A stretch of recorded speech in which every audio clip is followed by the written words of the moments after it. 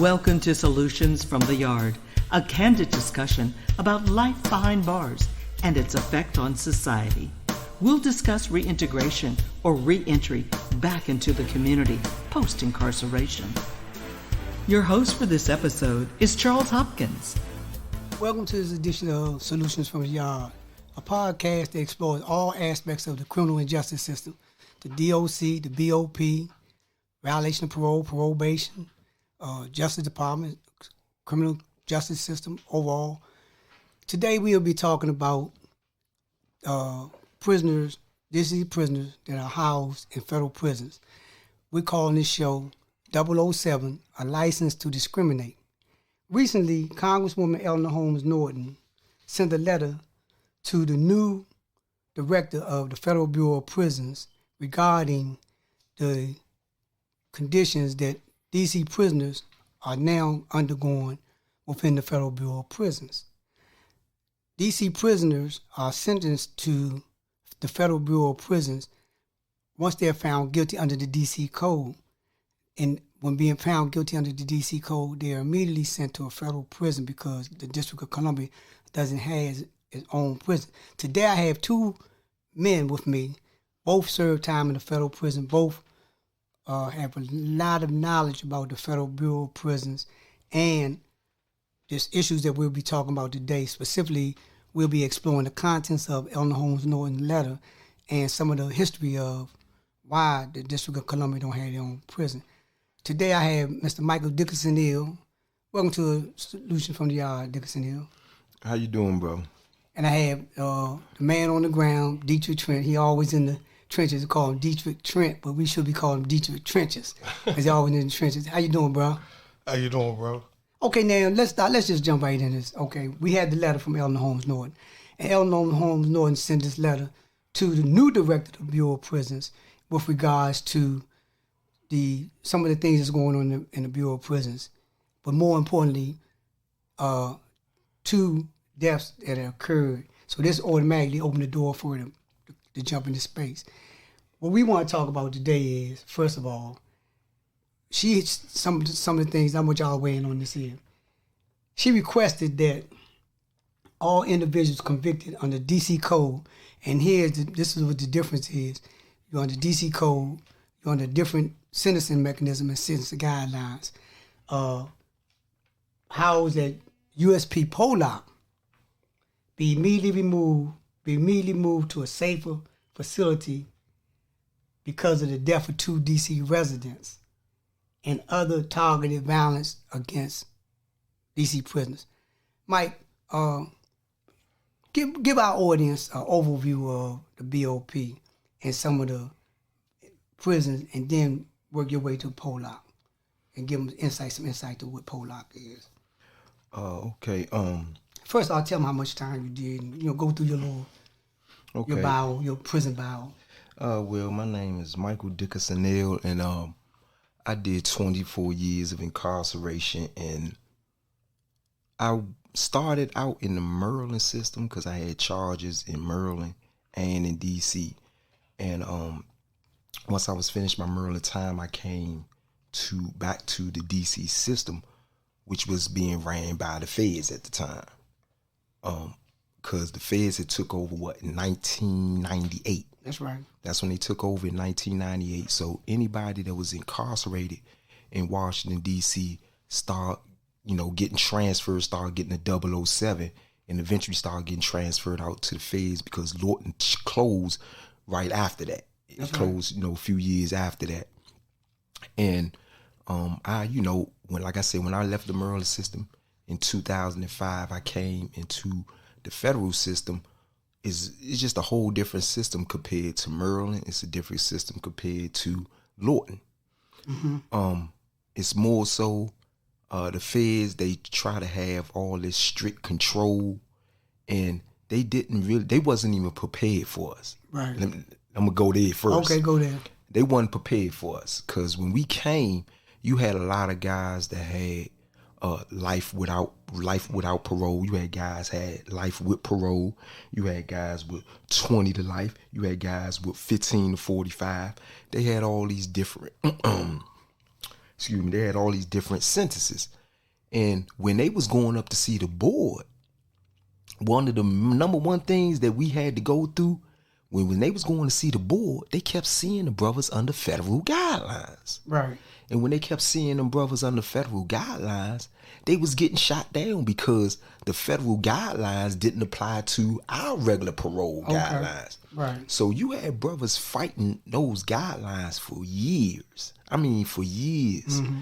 And they was fighting them guidelines. And if you still don't know the avenue to get sentenced under the regular DC code, the way as though you're not getting seen under federal, they constantly shooting down because their guidelines are different from ours.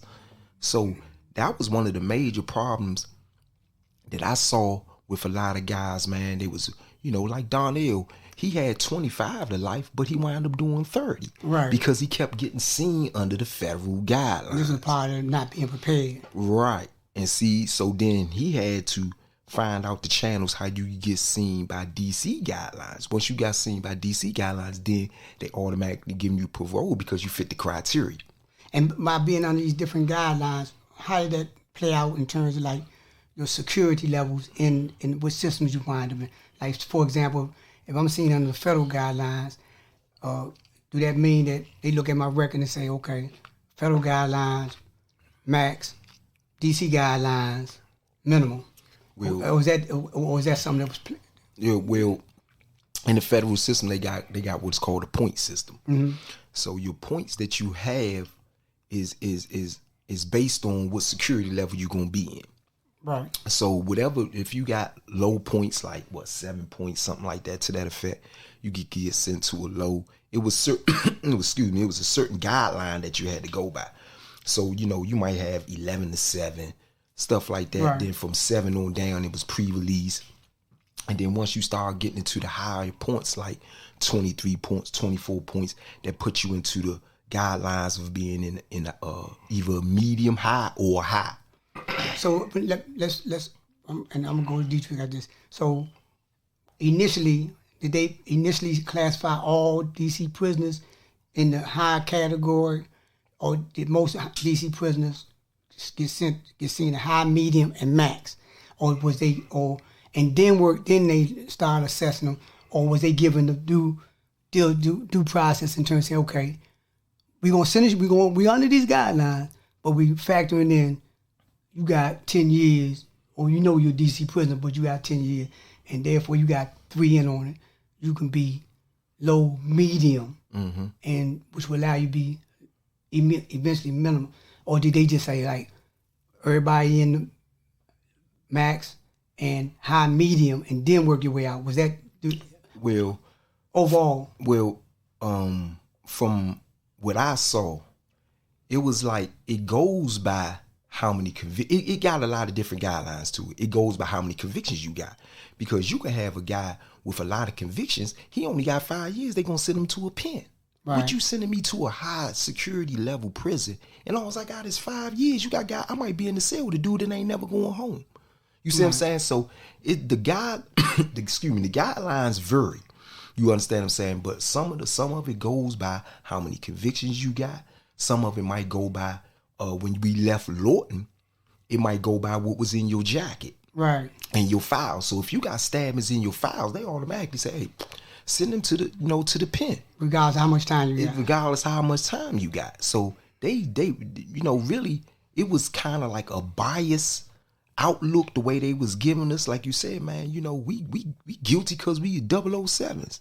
And, and then a lot of guys, it's unfortunate that they in pens, but they not doing nothing but because of their reputation, the influence they have.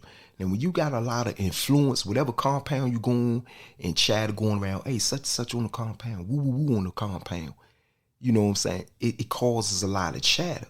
So a lot of them guys with them reputations, soon they get off the bus, they getting pulled up by the warden, chief security, all that. Hey, look, man, we heard about you, man. Don't bring that here, yada, yada, yada. Right. Or when we first left Lorton, they went down Lee County, and the first thing, them big old redneck Europeans, they talking about y'all was tearing up y'all jail, but y'all ain't gonna tear this one up. Right. You see what I'm saying? So a lot of it was done just through biasness. Right, y'all was discriminating from the word go. Exactly. D2, educate our audience on, first of all, how much time you do and some of the institutions you winded up in prior to being released, and kind of like resonate Mike's point in terms of some of the things you observe as far as how they discriminate against D.C. Citizens. Yes. Well, I was incarcerated for 25 years, and the point I want to make from reading this letter from the CIC, having their involvement. First of all, the brothers that's incarcerated don't even believe in the CIC. What's the CIC? Tell them what the CIC is. Correctional Information Council. Oh, yeah. They come around, it's a joke. Half the time we on lockdown, they don't interview no one. I never been interviewed my whole 25 years in prison by a Correctional Information Council. Why you wouldn't get information from someone that got incarcerated at the age of 16 years old? He's still in prison after 20-some years. Wouldn't you want to go check in on him? But that never occurred. That's just, so everything about the whole move to the federal system when DC turned us over, signed us over due to the lack of funds. That's right. And I was in that process heavy. I was snatched from Lorton, moved to Ohio. Then from Ohio, I went to Raybrook. And no bill was signed yet for us to be housed in BOP. Why? I say this because we was not allowed to touch a foot on the compound. We had to be locked down 24/7. Because we was we was technically contract prisoners, but we couldn't touch no compound. We was in there in these holes. That's when they initially sent y'all out. When they start sending us out, okay. they start sending us out around 1999, 98. We was touching a lot of these federal prisons, going into their shoes. Right, what's a shoe? Down. I mean, shoe is a special housing unit. Security housing unit? Yeah, security. You call them special housing unit, security housing unit. And we was locked down in there for 6 to a year. 24/1. $25 a compound. So we just came off of compounds. Because you were 007. Because we was 007. We was from Lorton. That's right. And we from DC and all this. Yeah, so I got shipped back. I mean, then they shipped us to the Virginia experience, when we went to the Virginia experience contracting around Sussex, Red Onion. Come on. We already know the trauma that all the brothers went through that experience. All right. Right? The lawsuits that been stacked up against them on that experience there. Then we got sent I got sent to Arizona, which was the CCA. What's the CCA? This for the benefit of our audience. What is it? You correct me. Like a private industry. It's a private industry prison. But I don't know the actual acronyms of the CCA. I know it's correctional, something. Right. It's a private prison. Yes. Private plantation. Yes, once again. And down there, during this whole process, if you listening, I was always on the road, always in the hole. That's right. Right? Never had and then I'm not just speaking to me, I'm speaking as a whole of the DC brothers, DC code defendants. Right. None of us had a real classification. That's right. A true classification. But the whole thing what they was doing was bouncing us from around to around, was trying to say they was trying to do a real classification because they was trying to find Let me hold you on that point. I just want you to say, yes. What year was this that this took place? This took place from it actually started in 1997. Okay, so we talking about the Congresswoman put a letter out in 2022. Go ahead. Yes. Go ahead. This started yeah. So this actually started in 1997.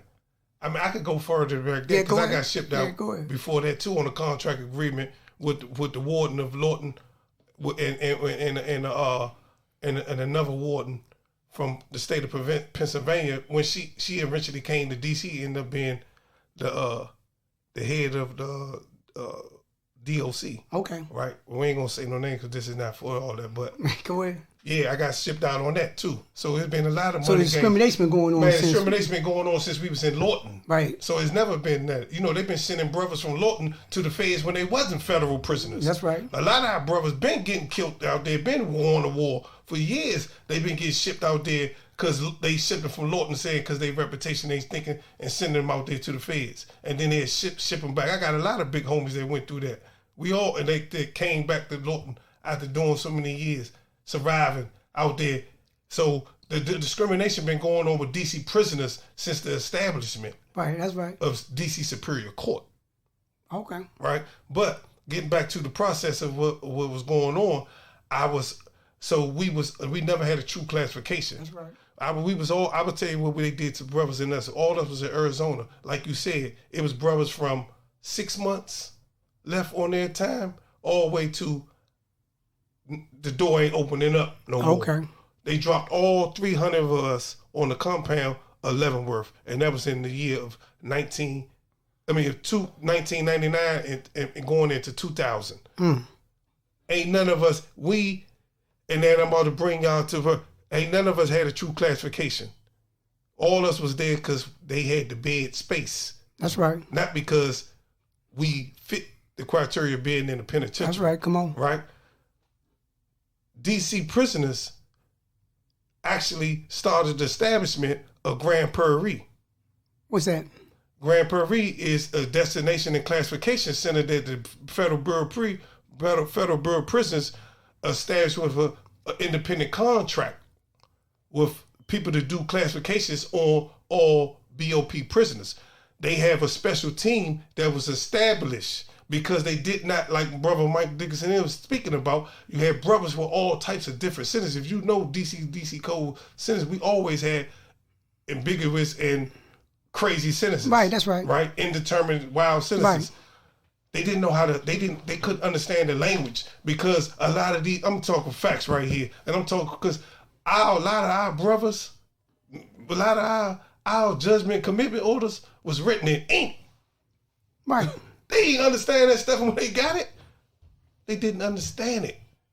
That's how they didn't understand it. I'm a person that went through, they put more time than I supposed to did. I had to file to get my time corrected. Okay, let's stop right here. Yeah, I'm gonna stop right here. No, I ain't stopping you right there to stop that. I want to help you. I want you to flush that out. Okay, I want you to go back to yes. I want you to go back to this. I want you to flush this out. Okay, because we talking about the whole thing is we juxtaposing reality to this letter. Right. And we saying that she sent a letter to the new director of Bureau of Prisons saying there's a problem. And she's saying it like this problem just came into existence. And it's not a critique on her, it's a critique on the establishment. So I want you to flush that out in terms of the fact that the reason why she's writing this letter. No, the reason why y'all went through that, what you just talked about, that like they had to create another board, they didn't know how to pressure. Right. What's the reason behind that? Yes, the reason why, because actually they didn't know how to calculate our sentences, and we had people that had parole, actual sentences of parole. Then we had guys that had that was coming in after the new sentencing of the determined sentences in the year 2000. They started giving them one number, so you had all types of different kind of sentences, structures, schemes that they had to deal with. So it became. And you talk of people we talk about in the middle of America, dealing with people that's right. And so would you say? So would you say this was? So I want to get to this how they established the Alpha Team.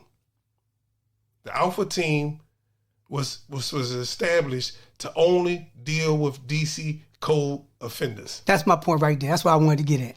Right. That's what I wanted to get. Because Mike said earlier that Mike's initial observation was they was not prepared to deal with us. All right. So now, Mike, what was the reason behind the lack of preparation? Kind of piggybacking off what Dietrich said. First and foremost, they wasn't ready. When that money ran out and they had to shut down Lorton, it was just like, okay, we gotta send them somewhere.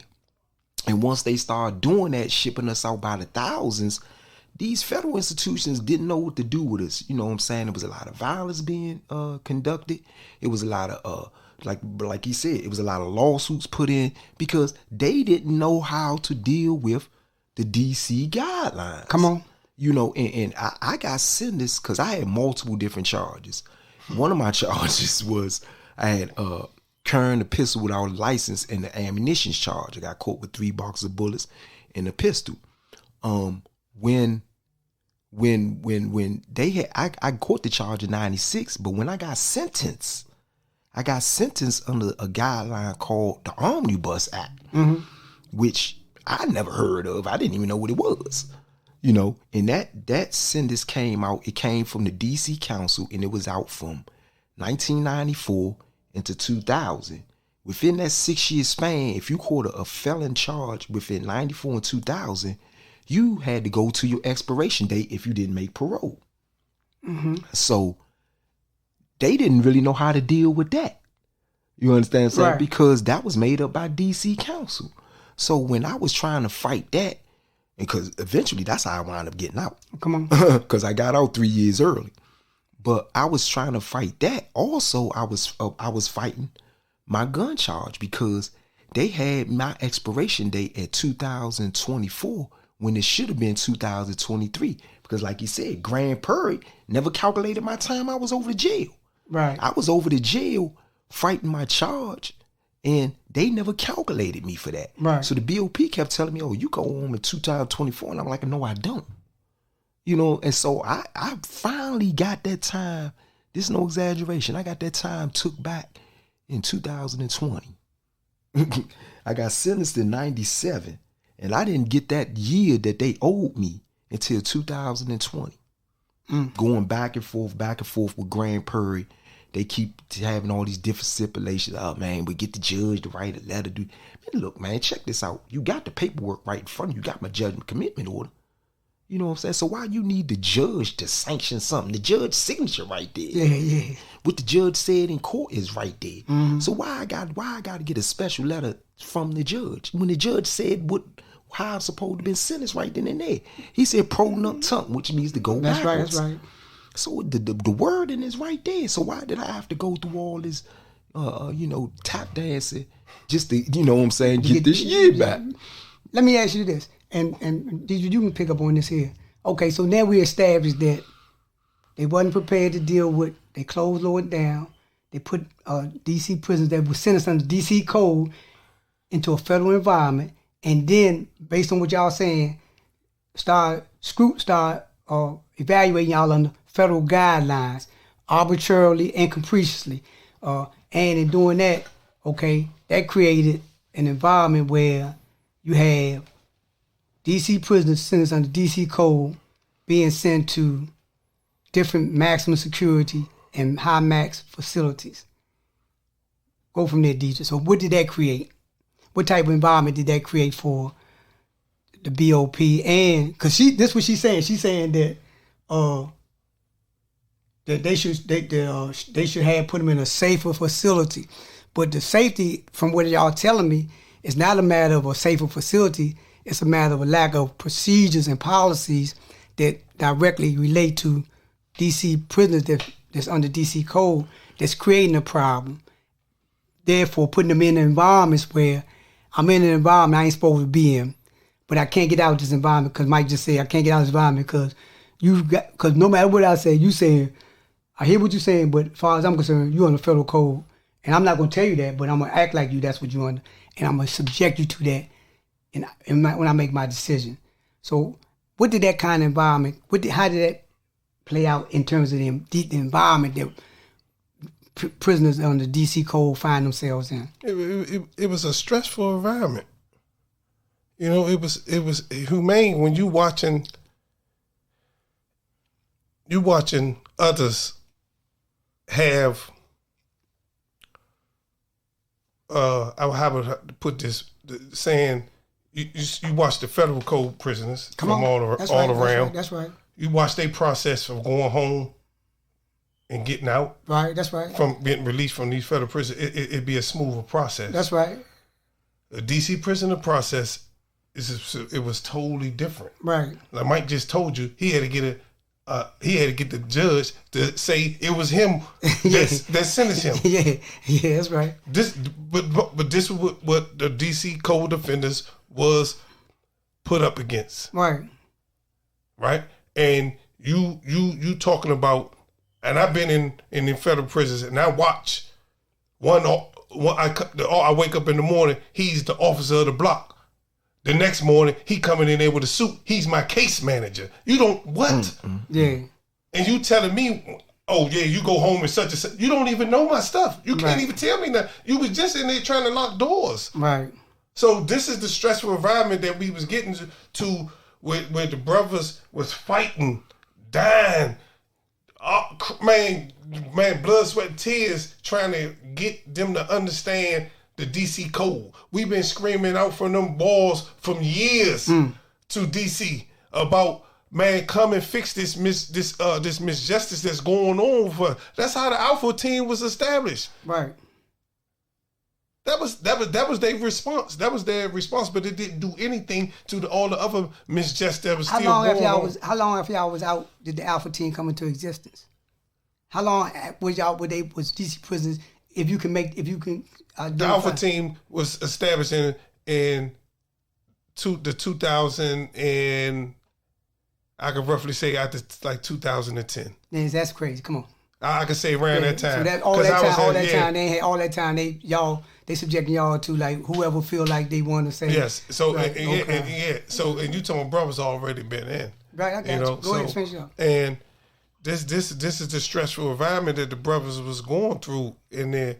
Not only that, we and speaking of going to get back to this letter, when they saying that the reentry part, which is a joke because we don't get a proper classification so we could take programs for reentry.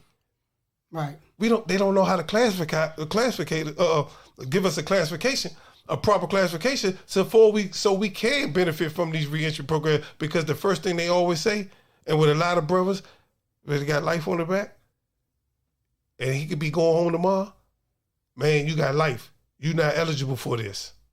Mm-hmm. All right, so we're about to wrap up this section, and we'll continue this conversation at our next session. But we want to close by acknowledging this here that Mike, both y'all established a prima facie case that one, just like slaves, y'all was chattel. It's just sent out, put on the ship and sent nowhere, and to fend for yourselves, and not being allowed to be properly classified or even given the hope of like, I can get out if I just do right. I can get out if I just, follow the rules, follow the regulations, and be involved with program. I can't do none of that because I'm a 007. They not giving me that opportunity at all. The only thing I'm getting the opportunity is like the fight or flight. That's all. That's what the hand they deal me. I'm getting that opportunity from the administration. I'm getting that opportunity from people from all over the country, and it's a handful of us. Mike, you got a last word, and then Dietrich, you. Oh man, it's almost a continuation, my word, because when we start getting into those programs, that's another whole show. Mm-hmm. And but my last word is, we need more advocation towards that injustice that's going on, and because it's still going on. That's right. A lot of people don't understand it's still going on, even though they got little systems that allegedly is put in play to stop this. It's still going on. So it's still light that need to be shed on that. Okay. Dietrich? My last words is that I pray that they do find the capability to bring all my brothers and sisters back closer to home, right? And take away some of that burden that's been placed on our families, because no one has the burden, no families face the burden the way the DC prisoners' families does when it comes to the BOP. And that's my last word. There you have it, Solutions from the Yard. Thank you. You've been listening to Solutions from the Yard. This podcast is presented by Voices for a Second Chance, a comprehensive reentry program that provides culturally appropriate, trauma-informed, gender-specific, and peer-based services. For more information, go to info@vscdc.org or visit our website at www.vscdc.org.